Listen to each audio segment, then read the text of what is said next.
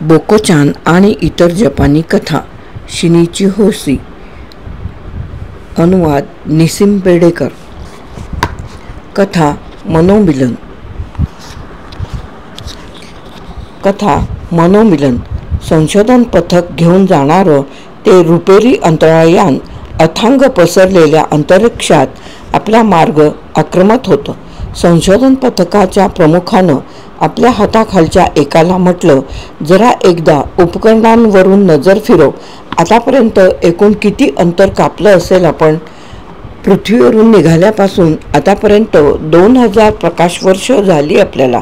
बरेच दूर आलो आहेत आपण. अंतराळयानाच्या परिचलन क्षमतेत झपाट्यानं प्रगती झाल्यामुळेच तर आपण एवढे लांब जाऊ शकलो. हे संशोधन पथक आतापर्यंत अनेक ग्रहांवर जाऊन आलं होतं आणि वेगवेगळ्या प्रकारचं संशोधन त्यांनी यशस्वीपणे पार पाडलं होतं. प्रगत संस्कृती असलेले कितीतरी ग्रह पाहिले आपण, पण आपले आणि त्यांचे सूर जुळलेत असं फारसं कुठे झालं नाही. हो ना, आपल्याहून मागासलेल्या ग्रहांवरच्या रहिवाशांबरोबर संबंध प्रस्थापित करूनही काही फायदा नाही आणि अतिप्रगत संस्कृतीच्या ग्रहांवरही आपल्याला वाईट अनुभव आले. वरवर कितीही नम्रतापूर्वक आपलं स्वागत केलं तरी मनातून आपल्याबद्दल तुच्छताच वाटायची त्यांना. आपलं आणि त्यांचं खऱ्या अर्थाने मनोमिलन होईल असे रहिवासी असलेला ग्रह कुठेच नसणार की काय? त्याचवेळी रडार कक्षातून संदेश आला. समोर एक ग्रह दिसतोय. कसा आहे? जीवसृष्टीच्या अस्तित्वासाठी लागणाऱ्या सर्व गोष्टी त्या ग्रहावर आहेत असं दिसतंय. ठीक, मग त्या ग्रहावर उतरण्याची तयारी करा. उतरण्यापूर्वी योग्य ती सगळी काळजी घ्यायला विसरू नका. त्या ग्रहावर तरी चांगले रहिवासी असतील अशी आशा करूया. जसं जसं अंतराळयान त्या ग्रहाजवळ गेलं तसं तसं त्या ग्रहावरची सुंदर शहरं सर्वांना दिसायला लागली. शहराजवळच्या एका गवताळ मैदानावर त्यांचं अंतराळयान उतरलं. यानातून बाहेर नजर टाकायची तर ग्रहावरचे रहिवासी मोठ्या संख्येनं आजूबाजूला गोळा झाले होते. त्यांच्या चेहऱ्यांवर आश्चर्याचे भाव दिसत होते. दिसायला ते पृथ्वीवरच्या लोकांसारखेच होते. त्यांच्या मुद्रांवरचे आश्चर्याचे भाव जाऊन तिथे किंचित भीतीची छटा उमटली आणि अखेर तिचं कुतूहलात रूपांतर झालं. जसजसे ते अंतराळयानाजवळ आले तसं तसे त्यांच्या चेहऱ्यांवर स्वागताचे भाव दिसायला लागले. केवळ चेहऱ्यावरून नव्हे तर त्यांच्या आविर्भावावरूनही त्यांचा उद्देश स्वागताचाच असावा असं वाटत होतं. रहिवाशांच्या भावनेच्या छटांचं विश्लेषण करणारं उपकरण अंतराळयानात होतंच. अनोळखी ग्रहावरच्या रहिवाशांशी शब्दांमार्फत विचारांची देवाणघेवाण होईपर्यंत ते उपकरण हाच काय तो आधार होता. आतापर्यंत त्या उपकरणाची सर्वांचा फारच मदत झाली होती. त्या उपकरणाचा काटा आश्चर्य, संशय, कुतूहल वगैरे दर्शवणाऱ्या भागावरून बराबर पुढे सरकत होता. अखेर तो काटा स्वागत दर्शवणाऱ्या जागी स्थिरावला. आजपर्यंत बहुतेक वेळा काटा वैमनस्य किंवा तुच्छता दर्शवणाऱ्या जागी थांबायचा. आजच्यासारखं पूर्वी कधीच झालं नव्हतं. इतक्या खुल्या दिलानं आपलं स्वागत होतंय हे नवलच म्हणायचं. आणि तेही कशासाठी? काही कल्पना नाही.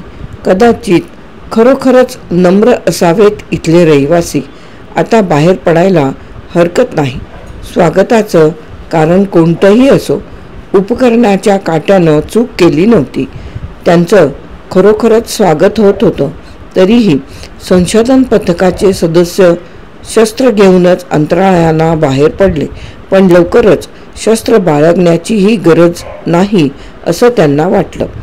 रहिवाशांनी कानाकोणांद्वारे पथकाच्या सदस्यांना शहराकडे नेलं. निरनिराळ्या रंगाच्या काचांच्या इमारतींमध्ये पूर्वी कधीही न पाहिलेली रत्न जडवलेली होती. अक्षरशः इंद्रधनुष्यासारख्या सुरेख इमारती होत्या त्या, आणि स्वागताची तराही इतकी स्नेहपूर्ण होती की आपण खरोखरच इंद्रधनुष्यावर तरंगतोय असंच त्यांना वाटलं. संशोधन पथकाचे सदस्य खुश होऊन एकमेकांना म्हणाले, काय मस्त ग्रह आहे हा. सुंदर शहर, अप्रतिम आदरातिथ्य, चमचमीत पक्वान्न, इतके भल्या स्वभावाचे रहिवासी प्रथमच बघतोय आपण. आता यापुढे एकमेकांच्या ग्रहावर नसलेल्या गोष्टींची देवाणघेवाण करून मैत्रीपूर्ण संबंध स्थापन केले पाहिजेत. त्याहून आधी यांची भाषा शिकून आभार मानले पाहिजेत त्यांचे.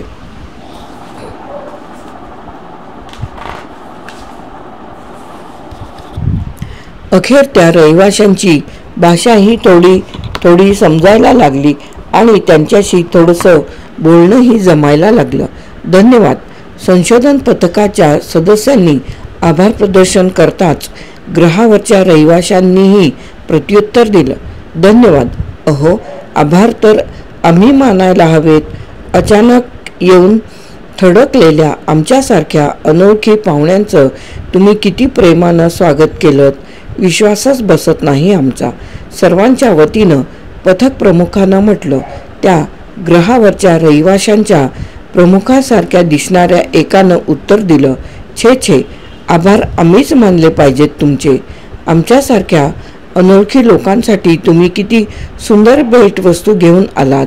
विश्वासच बसत नाही आमचा. पथक सदस्यांनी बुचकळ्यात पडून विचारलं. आम्ही तर काहीच घेऊन आलेलो नाही. अर्थात आता पुढच्या वेळी येऊ तेव्हा तुम्हाला हव्या त्या वस्तू आणूच. अहो, भेटवस्तू केव्हाच मिळाली आम्हाला. म्हणूनच तर तुमची एवढी बडदास्त ठेवली आम्ही. तुमच्या बोलण्याचा अर्थ आम्हाला कळत नाहीये. आमच्या ग्रहावर धातू अत्यंत दुर्मिळ आहेत. आमच्या ग्रहावर सर्वात मूल्यवान काय असेल तर धातू. आम्ही धातू देण्यासाठी देवाची प्रार्थना करत होतो आणि तेव्हाच तुम्ही आलात. संशोधन पथकाच्या सदस्यांनी एकमेकांकडे पाहिलं. दुसऱ्या क्षणी जो तो शहरातून मैदानाच्या दिशेनं धावत सुटला. पण त्यांना उशीर झाला होता. पृथ्वीपासून 2000 प्रकाश वर्षाच्या प्रचंड अंतरापर्यंत त्यांना घेऊन आलेल्या त्यांच्या महाकाय रुपेरी अंतराळयानाचा तिथे आता मागमूसही उरला नव्हता. कथा समाप्त.